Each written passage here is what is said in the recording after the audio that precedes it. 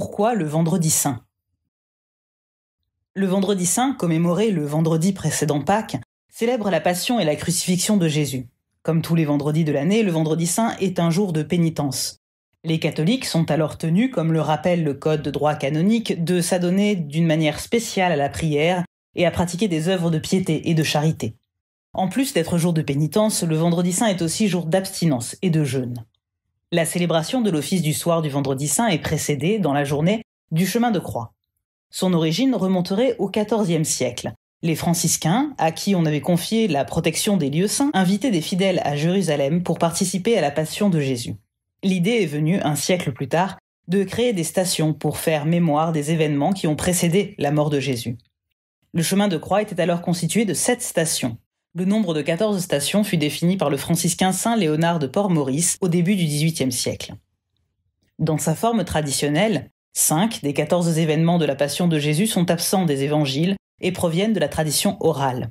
Les 3 chutes de Jésus, ainsi que sa rencontre avec Marie et avec Véronique, sont en effet sans référence biblique. En 1991, Jean-Paul II décida de retirer ces 5 événements, impliquant alors la modification des 13 premières stations. Pour cette raison, le chemin de croix des franciscains reste le plus utilisé. La célébration de la messe du vendredi saint daterait du IVe siècle. On y vénérait la vraie croix, découverte au début du siècle selon les écrits de la pèlerine Égérie.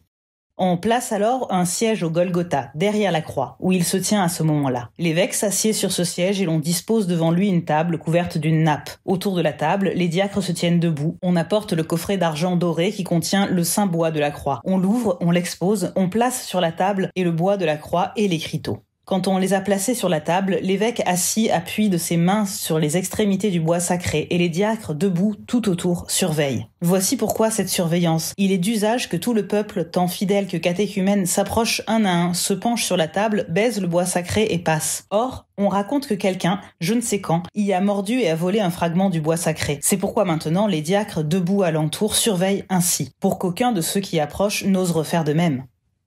Au 7e siècle, à Rome, 2 rites de vénération de la croix avaient lieu. Le premier était réservé à la cour pontificale. Il n'y avait alors pas de communion.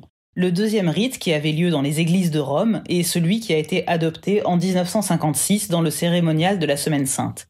L'Eucharistie est alors autorisée avec les hosties consacrées du Jeudi Saint.